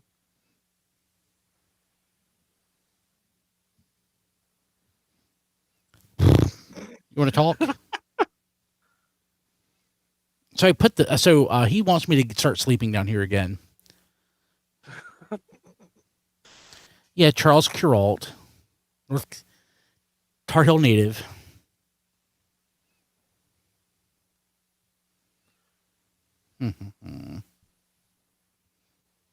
Okay. Hey, people watching live, I'm going to go ahead and end the stream. So come join us this weekend, Saturday at 12 noon Eastern time. That would be lovely. Fun. Yes. We'll see you then.